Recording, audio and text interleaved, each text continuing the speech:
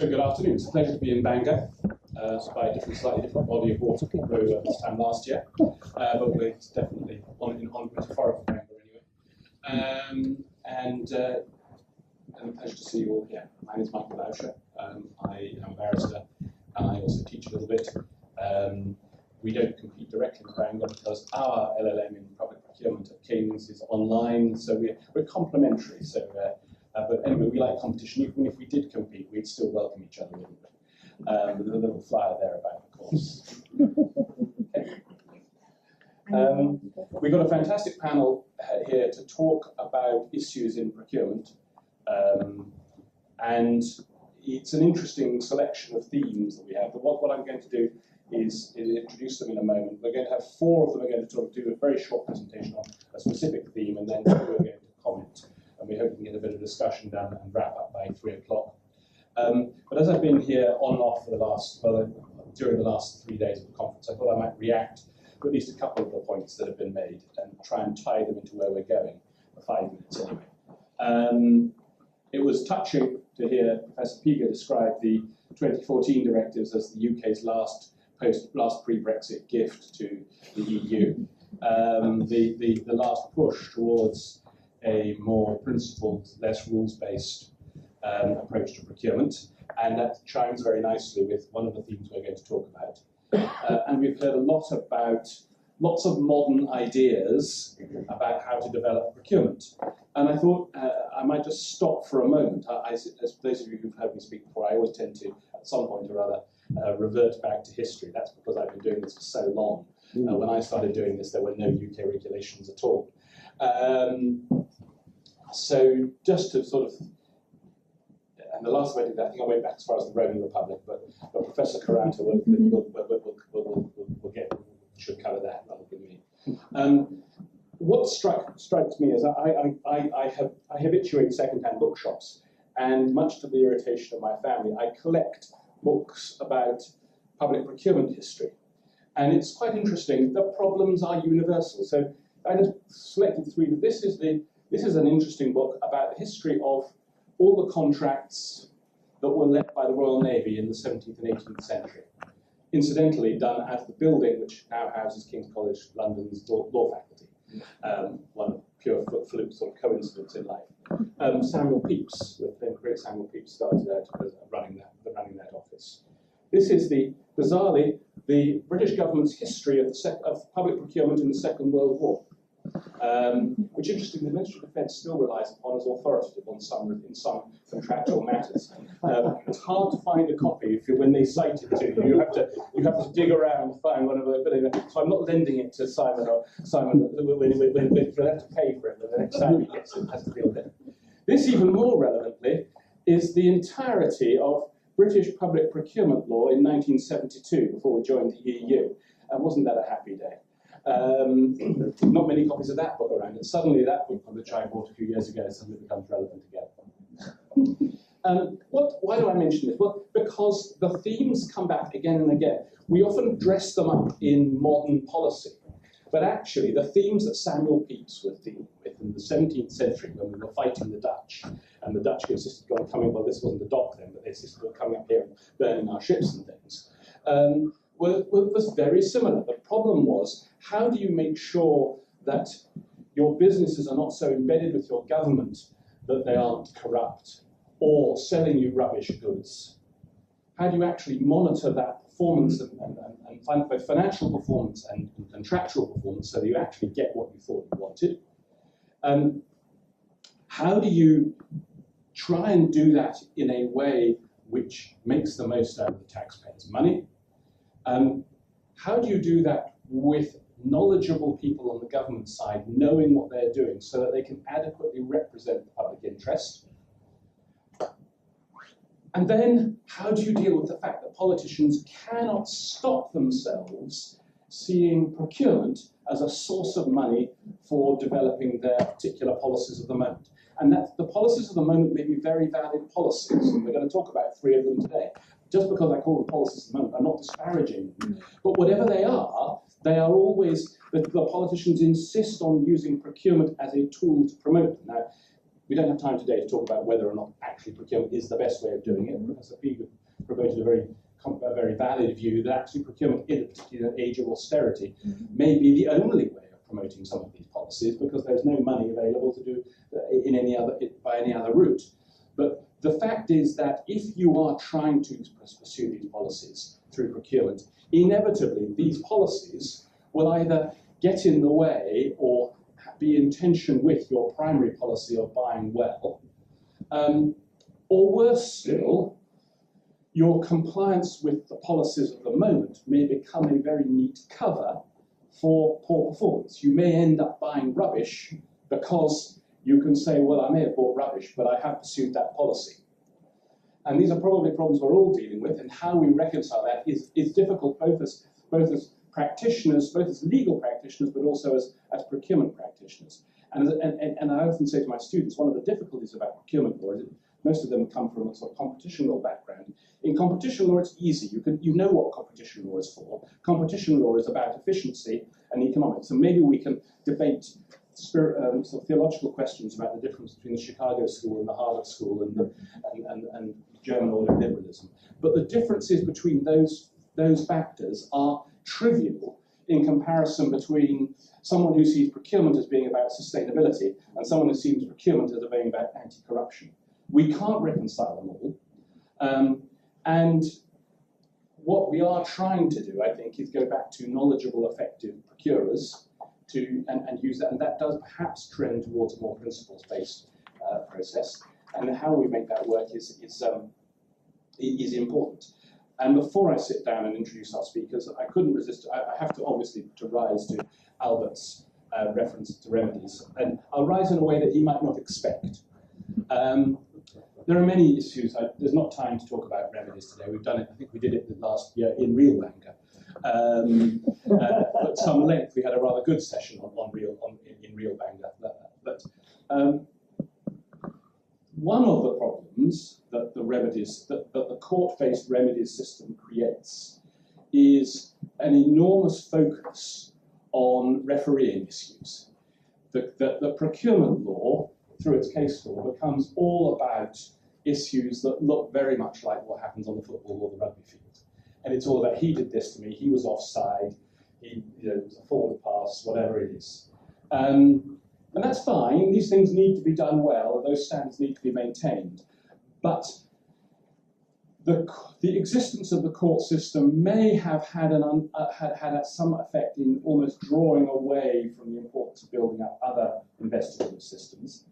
And a court-based remedy system driven by the interests of other bidders misses a very large percentage, I don't know what the number is, but a very large percentage of the real problems in procurement. Because a challenger really doesn't care if the specification is up to spec. If the specification is wrong, as long as the challenger can build to it, the challenger will build to it. The challenger will produce bananas if you ask for bananas. And so that many of the real problems about reconciling policy and efficiency and so forth simply will never get raised, because business will just do whatever it's told to do. And so I think there is certainly a scope for looking more in a more interesting way at how we deal with this. I've said before, I have no commercial arrangement here. I should have done by now. But if you're interested in sort of how people might review procurements today, a very good book to buy before you leave London is by Margaret Hodge, who used to be chair of our Public Accounts Committee. A book's called Called to Account. Now, I disagree with half of what she says about policy, but that's sort of the point. I mean, there are many things you could disagree about. But she was the first person, and that's important. She was probably the first person as chair of our Parliamentary Accounts Committee probably since the war, to seriously take on that job and seriously chase down these issues of efficiency and so on and so forth in procurement. Her insights are interesting, even if you disagree with them. But I think they do show how we could usefully get back to a proper, as it say, parliamentary-based or democratically-based review, rather than just a judicially-based review. That's not to say a judicial review isn't important, but we really need to see both together. Anyway, that's me. I'll stop my vanity project. Of course, we have such a fantastic panel. We're going to talk about, so first up, we're going to have my old friend Simon Taylor from Keating Chambers going to talk about principles and rules. Simon was a barrister, then a solicitor, then he realised that that was the wrong choice, so he's come back to the bar. It's always a pleasure to see Simon. And then we're going to have Professor Schoenmakers from Professor at Maastricht, but an advocate in Brussels. Have I got that right? Belgium, Brussels, okay, the Flemish bar. Yes, exactly. She's going to talk about, give us a little introduction on the equality agenda in public procurement. Then Professor Caranta of the University of Turin is going to talk about sustainability in procurement. And then finally, my old friend Paul Henty from Charles Russell Speeches, who is still stuck in the wrong side of the profession, is going to talk about human rights concerns in procurement. Again, it's a great pleasure to see Paul. I thought the first time we met each other was in a cricket match 20 years ago, but Paul told me that it was even earlier than that. But anyway, and then after those four introductory talks, Professor Dragos and Professor Sundstrand are going to act, as it were, as rapporteurs and commentators and tell us what we should really be thinking on these topics. Okay? And the idea is to wrap up by 3 if at all possible. Because we've got to keep to time, and there are some even more bigger, more important talks coming up after the break. So, without more ado, who did I say was going first? Simon, you're going first. Should we try and do it from here, if that's all right? Yeah, sure. I'm... Hello, everybody. Right, I'm just going to talk about 3 things very briefly. Firstly, what do we mean by rules-based against principles-based procurement regulation? Secondly, if we're going to have a public procurement regime at all, then what are the basic fundamental things that we really do have to have in that procurement regime? Controversial subject, but I'll have a go at that. And thirdly, what is wrong, if anything, with current rules-based system that we have? And I'm going to do all that in 5 minutes. So firstly, rules-based regulation. Well, this is one of the sets of EU rules, the Public Contract Regs 2015. There are three others like it.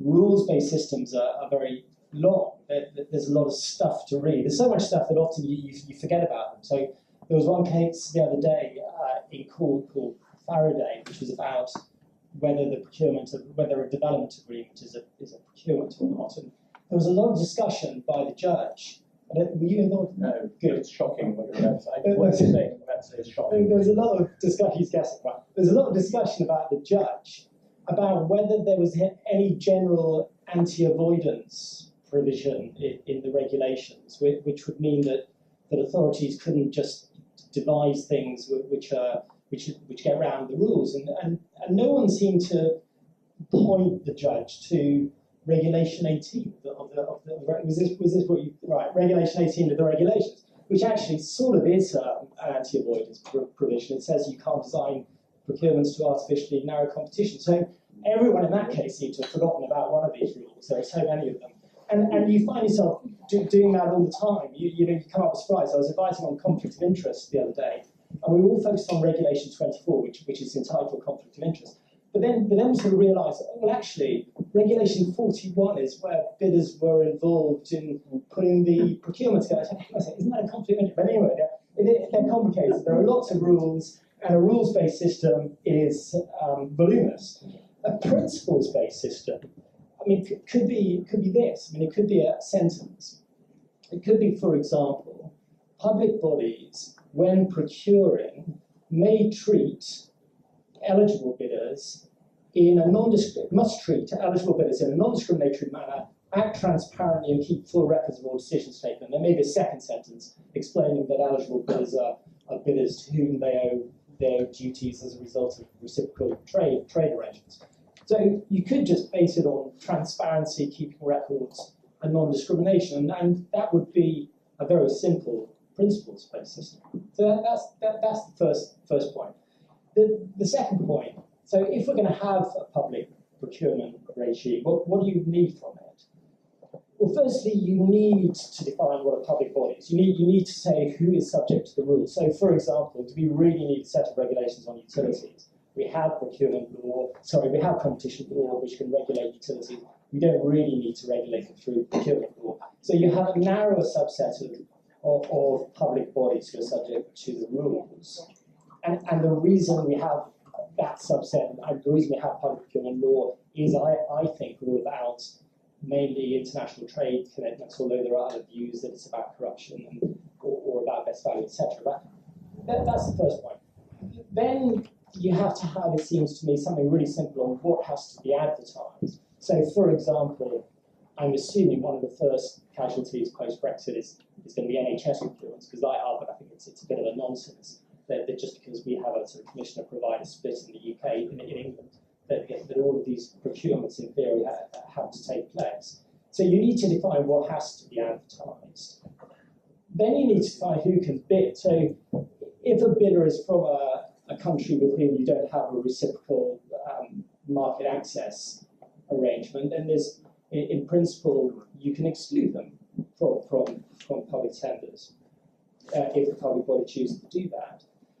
Then you need some basic principles, and it seems to me that the basic principles are non-discrimination, transparency, and record keeping, which is part of transparency, are the main ones. And then arguably you need a remedy if something goes wrong. And that doesn't need to be a court-based remedy, it could be a tribunal.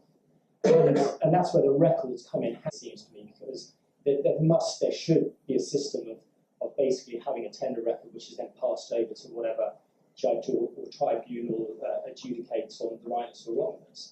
And then maybe finally you have some strategic aims, and we're going to talk about that today, is how that fits into public procurement, or simply you could just say it's up to the public body as to what strategic sort of aims, such as social or environmental, they introduce.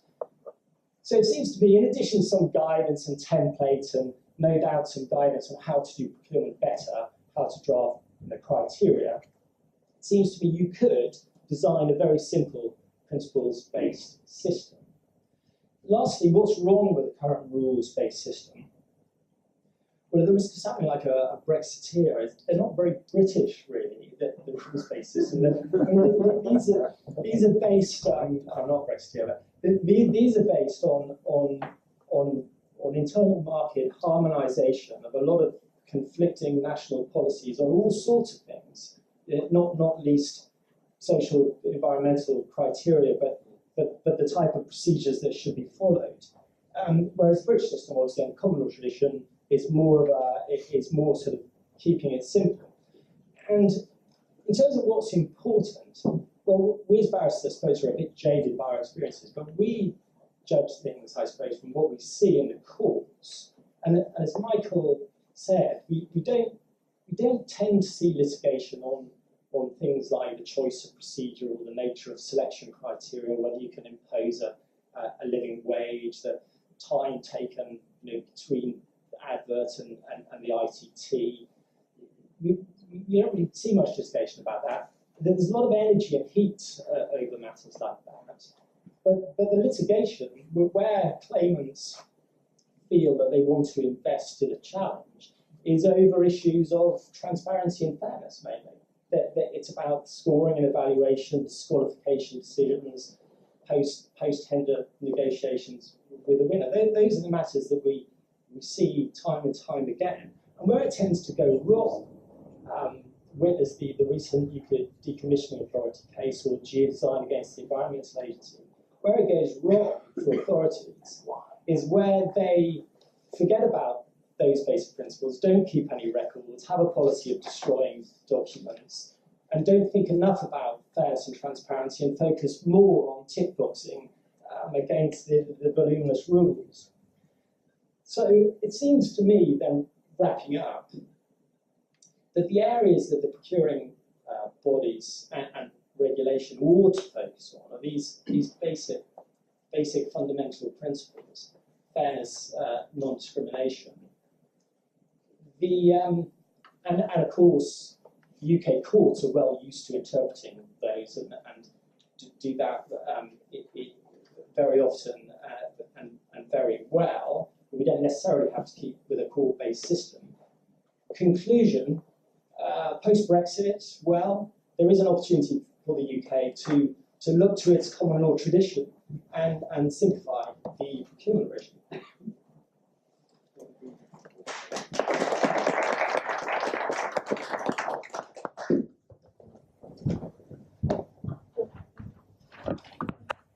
Equality, isn't it? Yes, so the next theme is about advancing the equality agenda through public procurement. And as we have already seen many times before today, because contracting authorities buy many goods, because they buy many services, they are the ones who can advance equality for all. And what do we mean with for all? It's not only about equality among suppliers, but it is also about equality among end users of products, end users of services, and so on. So how can you achieve this if that is what you want to do? Then you can make equality a core purpose of the contract. So you can really mention it in your technical specifications, you can mention it in your contract performance criteria even. But a big question that you have to ask yourself is, what can contracting authorities do to have more equality so that all these end users are included as well? And I think the first step, the first thing that they can do is that they have to make sure that the goods and services they procure, that those goods meet the needs of their different users. So they should consider this before they get into public procurement. They need to be proactive. How do they know what people need? How can they be aware of that? Well, they can monitor service users. They can involve stakeholders in service specifications. They can consult trade unions. And a very concrete example is that they can, for example, consult disabled persons and let them try out several new vehicle models to see what is best suited to fulfill their needs before drawing up any technical specifications. If it is about e-books, they can, for example, have visually impaired people to test them, to see what is best in the end.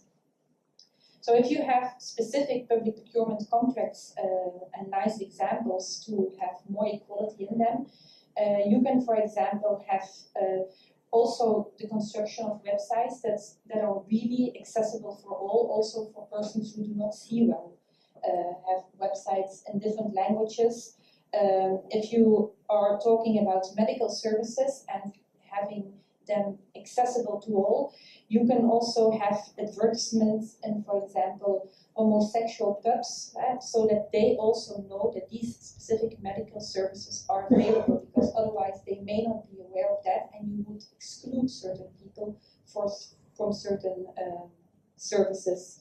So when you are looking at services which are delivered directly to the people, like these medical services, websites and so on, you really can have a high equality impact.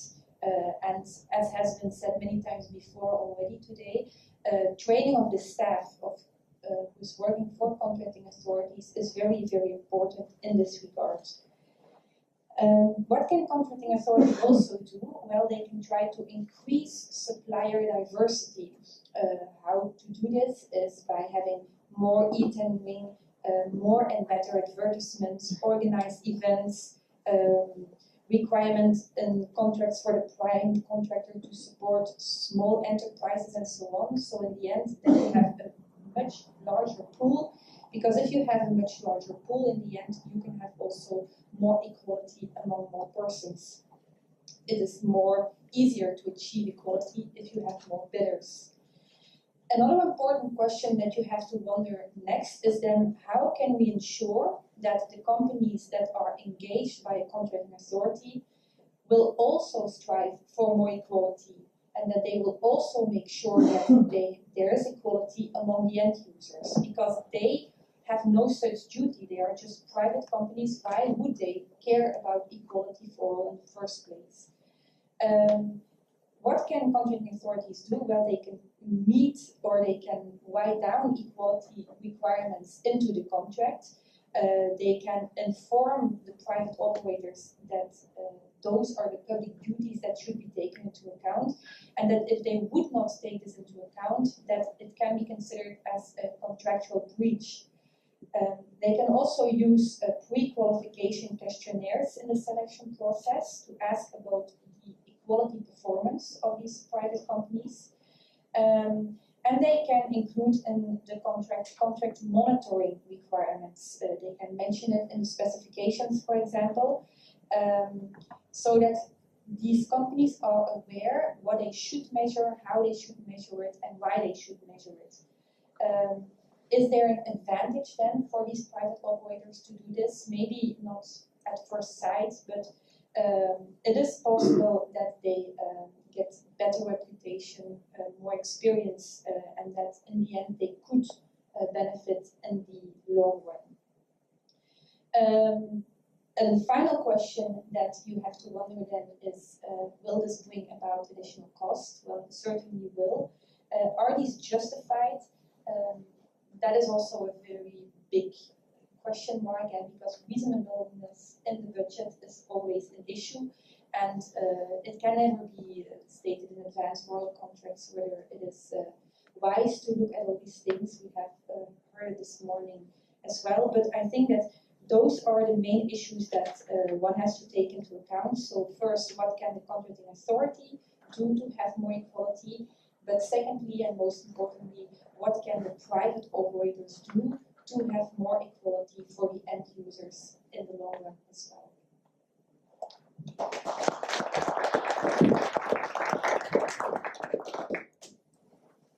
Thank you. Thank you to the organizer for having me again. It's really a pleasure. I'm just having let's say, kind of recurrent visit to different parts of the UK, thanks to the Procurement Week, which is really excellent. And this is worth the cost. Sustainable procurement, that's my question. Well, 3 points. First point, well, very easy. It's not that sustainable is always more expensive. When you start factoring in operation and maintenance costs, sustainable might, in the end, be cheaper. Think of LED lighting solution or things like that. It's just because of professionalization or budget constraints at times procurers just think about the item cost rather than what comes after. That's why we have a lot of public buildings in state of disrepair, because they didn't factor how to wash the windows and do the kind of things. So at times it is worth the cost in what I could call purely economic terms. But probably that was not what the organizer had in mind when asking the question.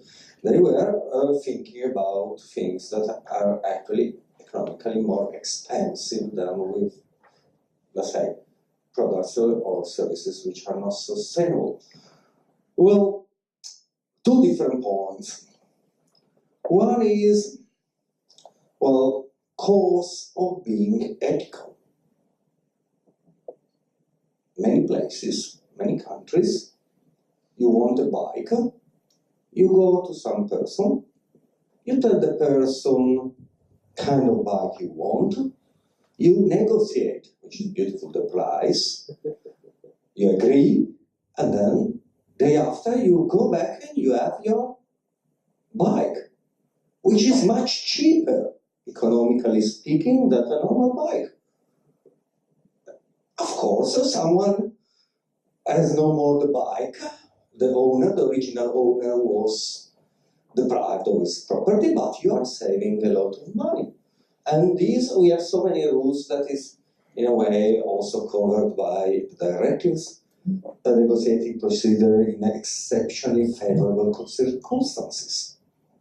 Would you, any one of you, buy stolen goods and just to save taxpayers' money? Well, I guess the answer is not. Well, and things done by forced child labor, Is this more ethical than buying stolen bikes? Of course, the problem with ethicals, then you wonder how far it goes. I think that under the new doctrines of the Catholic Church, crimes against the environment are unethical. Pollution is unethical. And so, you know, it's more expensive. You can cut corners. What are the costs of being ethic? How far you want to go? That's the question. Last aspect, on this I can be short, because it was already discussed quite lively before our lunch break. Okay, using procurement for industrial purposes, kick-starting innovation. Is it good? Is it bad? Well, at times, I feel this is kind of a religion war. Either you are for it, or you are against. Good thing that these days you are not burned by your opponent or killed or maimed by your, but it's very dogmatic.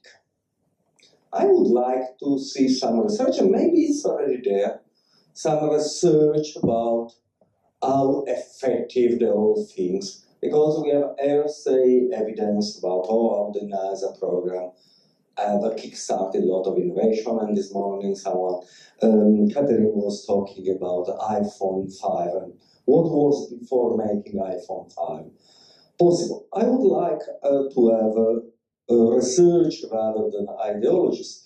Not having it, I just borrowed this very nice book from Michael, and I'm reading the opening phrases of chapter 9.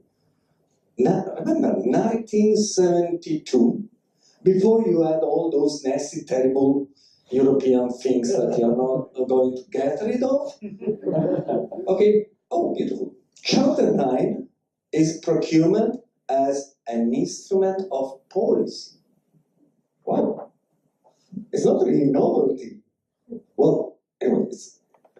So, quote, the volume of government procurement is such that the government's decisions on how, when, and what to buy must inevitably have effects upon the structure and health of industry, upon employment, and upon the economy as a whole. It would be remarkable, oh, this beautiful English, if any government were to carry out its procurement wholly without regard to these incidental effects.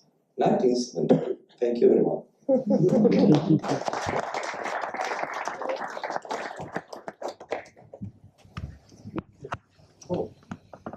Thank you very much. I think it's a symptom of being the last speaker on the panel, some of my points have already been made, but there we are. I'm going to talk about public procurement and human rights concerns in public procurement. I'm going to, in the time available, can address some of them, but I want to start by sort of saying there are three main themes, I think, to this topic. The first, I think, Roberto covered very eruditely, which is the Monc case. I mean, we heard this morning that the UK alone spends 15% of its GDP of taxpayers' money, effectively, on purchasing goods and services and supplies. And the first question I put is, well,